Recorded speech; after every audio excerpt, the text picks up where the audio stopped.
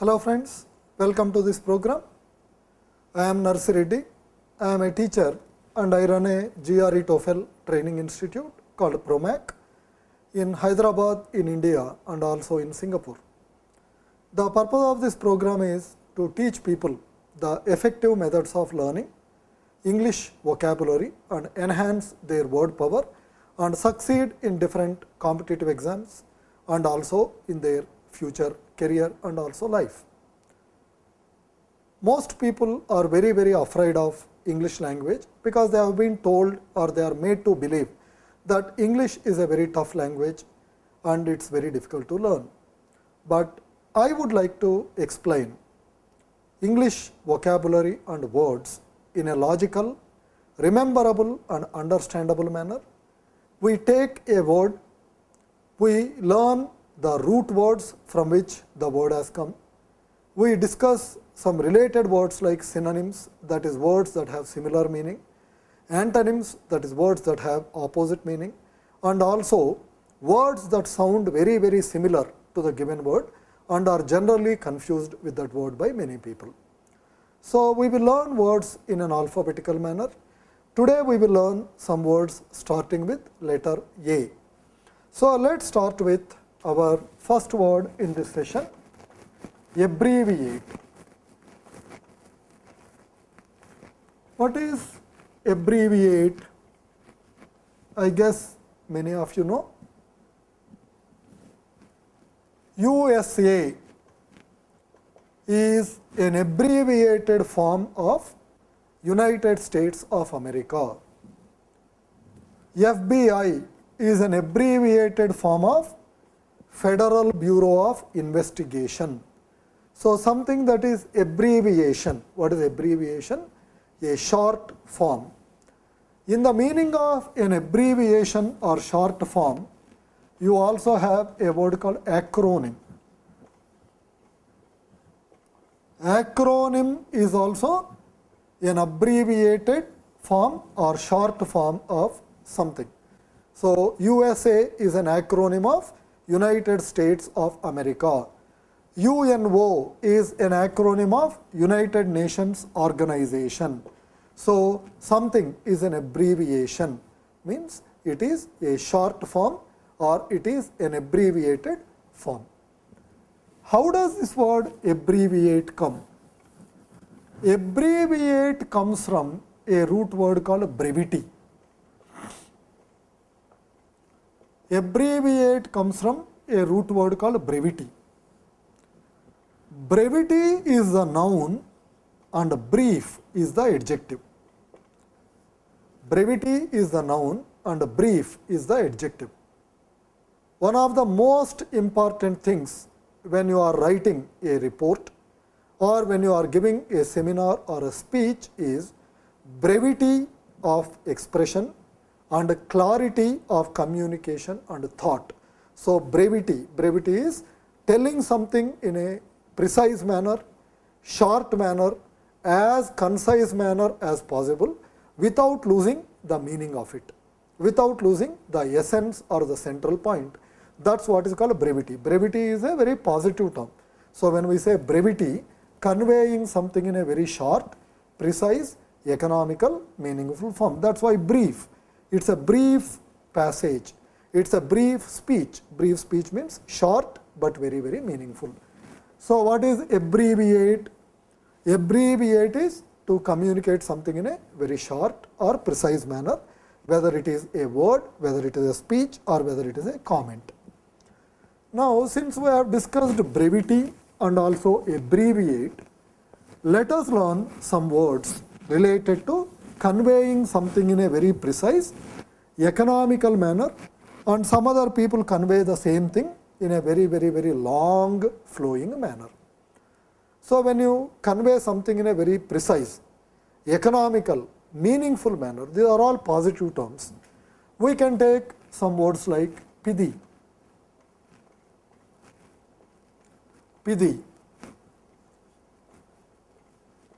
succinct,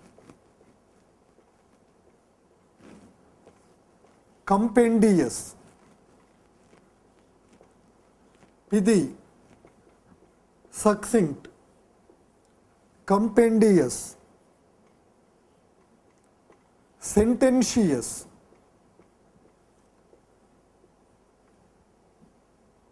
gist, summary. So, pidi, succinct, sententious, gist, summary. So, all these words are used in the meaning of any speech or communication that is very precise, very economical and very short and sweet. There are also many other words in the same meaning of any speech or communication that is very, very precise, short or meaningful. You can also take words like abridged,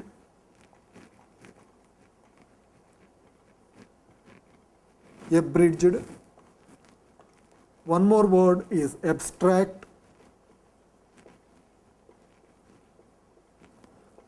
nutshell,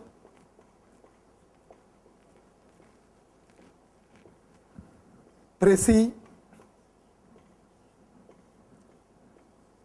summary, etc.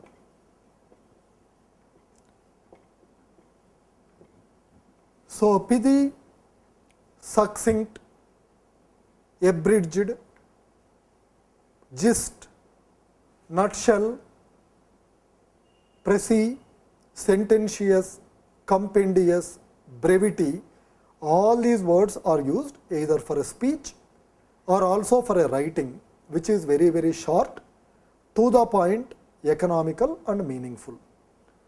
Some of the words, wherever there is a necessity of explaining, I will explain.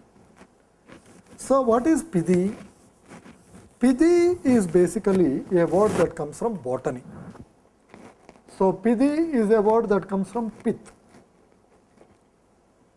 What is a pith? Pith is you cut a plant, generally a palm tree or a banana plant or a banana tree. When you cut a palm tree or a banana plant or banana tree or for any plant, if you cut the stem, now the stem of the plant is like this, you cut it here. When you cut it here, what you see? You see the inner part of the plant or the stem in concentric rings. So, the plant looks like this. The outer parts are called bark generally because they are dead tissue and they are thick tissue.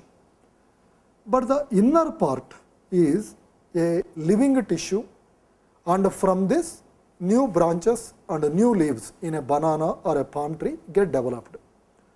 So, in some countries you also make some soup and some dish or some food item with the pith or the central portion of a palm tree or a banana tree. This part is also cooked and eaten in some cultures and some countries. So, this living portion of a plant or the central main or living part of a plant is what is called pith. So, what is pidi? His communication is very, very pidi. That means, instead of talking about all unnecessary or dead things, he is directly going to the central point. He is directly going to the main issue. He is directly going to the important issue. That is what is pidi. Pidi communication. Pidi communication is any communication that deals with important points and does not bother about unrelated and useless matters, and very, very, very direct, straightforward in communication. We have another word called compendious. What is compendious? The word compendious comes from a word called compendium. A compendium is a summary. Hey, Narsi, what are you working on? I am working on building a compendium on all the presidents of United States of America in the last 100 years and their achievements. I am making a compendium. A compendium is anything that provides a complete, in-depth information in as precise manner as possible as communicative manner as possible. So, that is what is called a compendium. So, what is compendious? Compendious is any speech or communication or writing which is precise, as sweet and short as possible, but also very, very meaningful. We have another word called abstract. This word abstract has two meanings. So, some people get confused. Abstract, one meaning is summary, but another meaning of abstract is anything that is not clear. Abstract art. What is abstract art? An abstract art is an art where ordinary people may not be able to understand. You need a deep knowledge of art and you need a deep intellectual capability to understand that. Ordinary people, so that is called abstract art, an abstract painting. How can the same word take a meaning called summary and also unclear?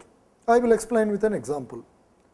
You are writing a research project, you are writing a thesis, or you are writing a project report. When you have done a research on a thesis or on any topic, obviously when you write a very thorough report, it may go into 80 to 100 pages. You submit it to some scholar or your professor or your friends, etc. You ask them to read this. How many people have the time and effort to read 80 to 100 pages? So, at the beginning of any project report or any thesis or any research paper, you provide a one-page summary of that project report. What are the main salient features or important features of that project report? What do you call that one-page summary? You call it as abstract, or you call it as an executive summary. An abstract, or you call it as an executive summary. What does an abstract or an executive summary tell you? An abstract or an executive summary tells you a broad overview, or you get a broad idea of what the project is about. But can you get a detailed idea? If you want to get a detailed idea, you have to read the actual 80-100 pages thesis. So, that is why abstract, one meaning is anything that is summary, another meaning is anything that is not very, very clear. So, you have some more words like gist, nutshell. So, what is gist? Gist is also anything that is summary. Nutshell, tell me in a nutshell. In the same meaning, you can also take two more words, terse or curt.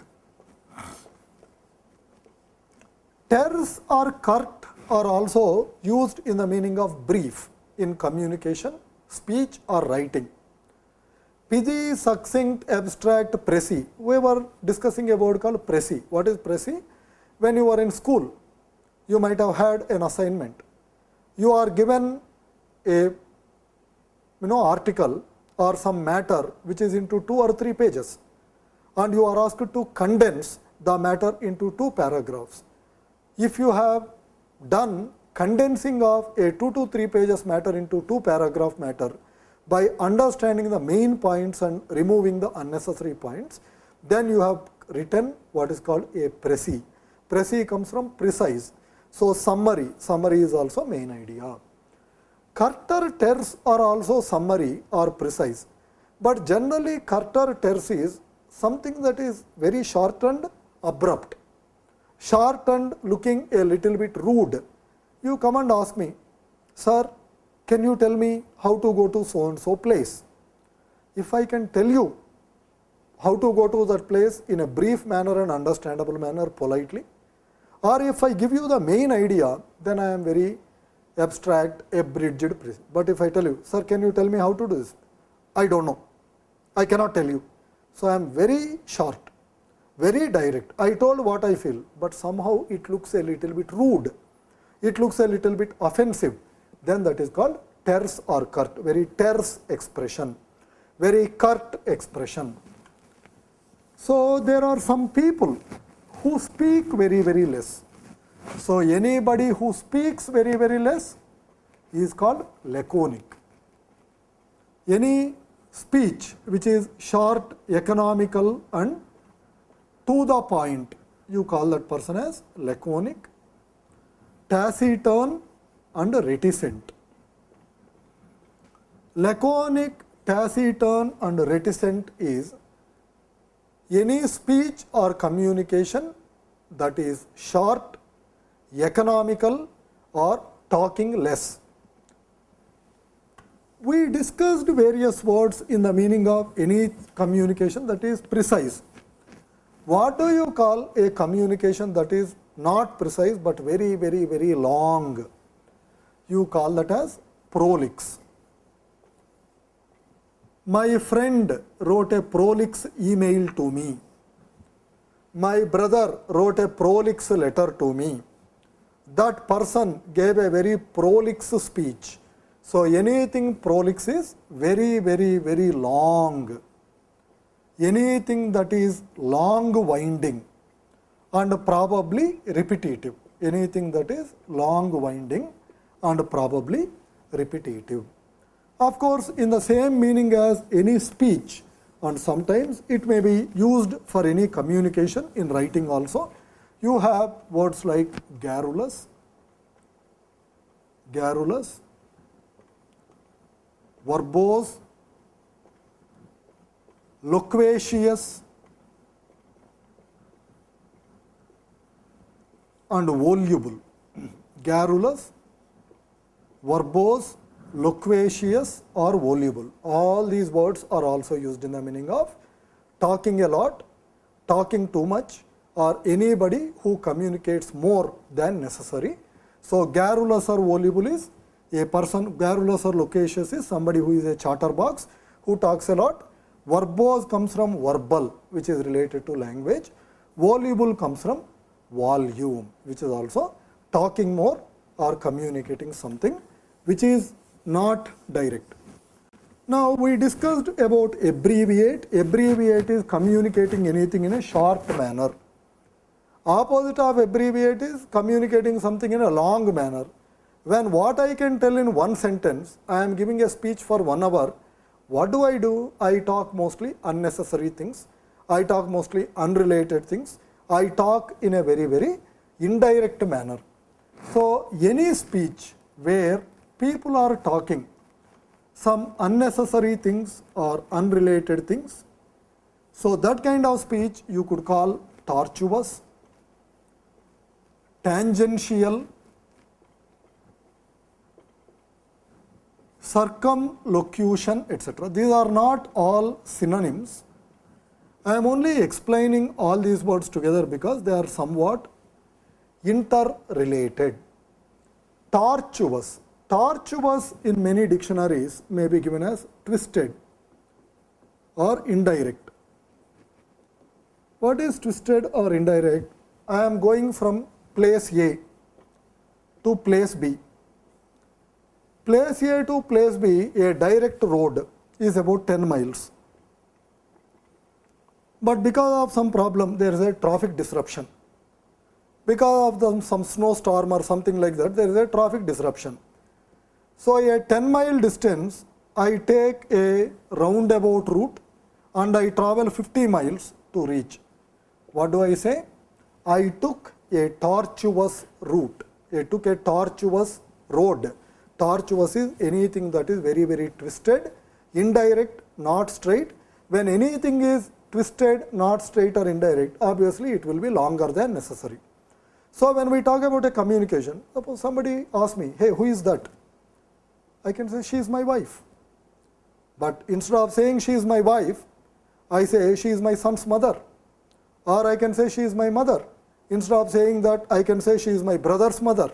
So, anything indirectly I tell, then that is what is called tortuous way of telling. When I tell something in a tortuous way, it will be longer than necessary. One more word is tangential, in more or less the similar meaning. What is a tangent? Probably all of you know mathematics. A tangent is any line that touches a circle on the outside and not inside. Suppose if it goes like this, you don't call it tangent. Tangent is any line that is passing through the periphery of a circle and not through the center. So, I am talking about tangential matters. What is tangential matters? You come for a interview to me for a job. I offer you the job. Then you ask me, sir, what will be the salary that you will pay me? Instead of telling what will be the salary I pay you, I keep on telling lot of other things like, you will have a very good work atmosphere here, you will have lot of, fun at workplace, we have lot of staff who are very, very interested in your kind of, abilities and talents, you will do lot of travel. First, sir, can you please tell me what is the salary that I can expect in this company? No, I will talk about that. We are doing. So, I am talking about all in our cafeteria, we have got good muffins. In our cafeteria, we have a chef who makes really nice food.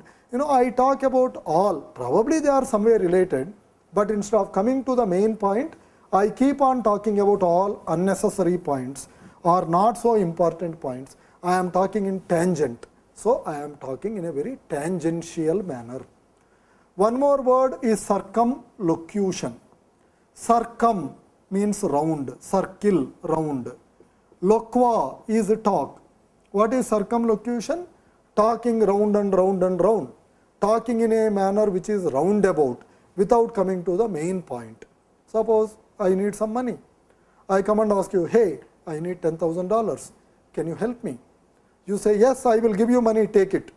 Or you say, no, I cannot give you money, I don't trust you, get out. But instead of that, you say, you see, I am in lot of problems. My mother has malaria, my brother has diarrhea, my uncle has so and so, my cousin has so on. Okay, you will not give money? No. Did I say I will not give money? Did I tell you? Okay, will you give money? Again, you are asking the same question. I am suffering. So, you don't say yes or no. Instead of that, you talk round and round and round and round. Then that is what is called circumlocution or tangential or tortuous. So, we have taken a word called abbreviate. From this word called abbreviate, I have given a word called brevity. From this word called brevity or brief, I have explained different words. So, let us take one more word starting with letter A. So, from this word called letter A, you have got one more word, abeyance. What is abeyance? Abeyance is, suppose there is a decision which you need to take or something. Suppose I want to buy a property. I really liked the property. I wanted to buy the property, but there are some government regulations that are coming into effect. The economy is not going through a very good time, and somehow I have felt that the price of the property may come down. I want to buy the property, but I also want to wait a few days so that if the property prices come become less, then I can change my decision. So, instead of taking a decision yes or no, I keep it in what is called a period of suspension. I keep it in an indecisive phase. So, my decision to buy this property is kept in abeyance for 2 months because I am unable to decide whether to buy or not to buy or whether to buy or wait. So, what is abeyance? Abeyance is you keep something, a decision generally, in a period of suspension, a period of you don't decide yes or no. You don't decide yes or no. So, the real estate agent calls you and says, hey, Mr. Narsi, tell me, will you buy or not? Hey, can you give me 2 months time to decide?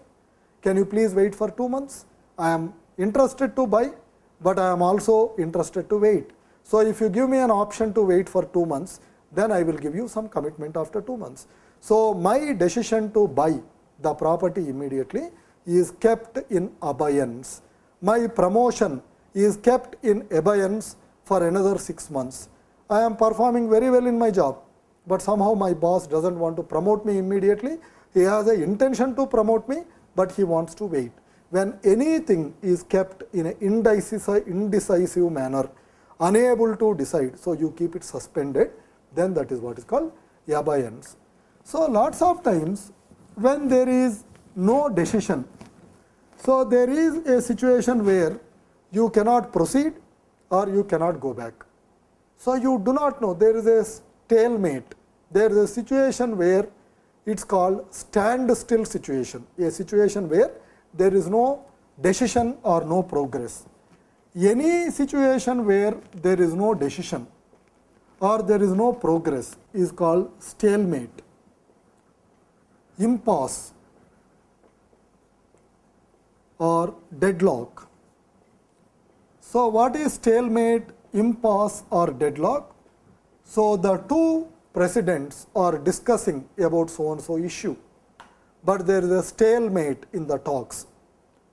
The discussions between the company management and the employees and workforce have reached a deadlock.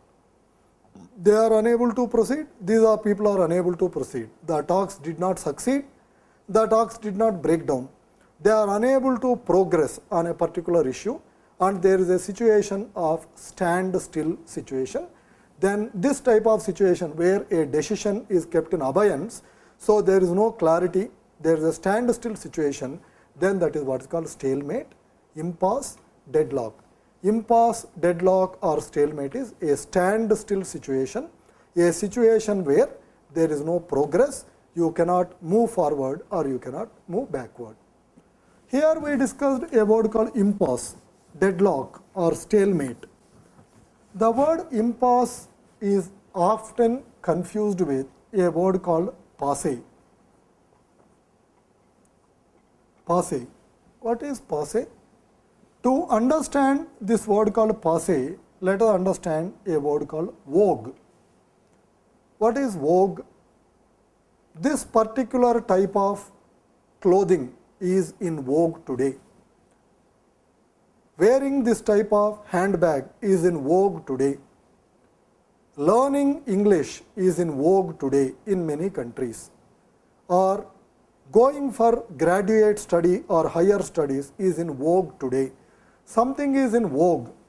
Vogue is fashionable or popular among people. Something is in vogue means it's fashionable or it's popular among people. Sometimes there are certain things which are very popular for few days, then they simply vanish. So, it is a temporary fashion, it is a short lived fashion, it is a type of fashion for about 1 month or 6 months or 1 year or so, everybody is talking about it, then nobody talks about it.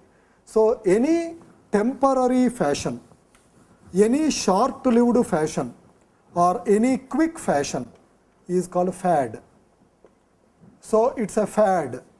A fad is a temporary fashion, a short lived fashion, a quick fashion, a fashion which is very popular for few days, but after some time it vanishes.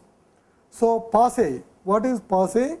Passe is out of fashion. Passe is out of fashion. So, wearing those clothes is passe.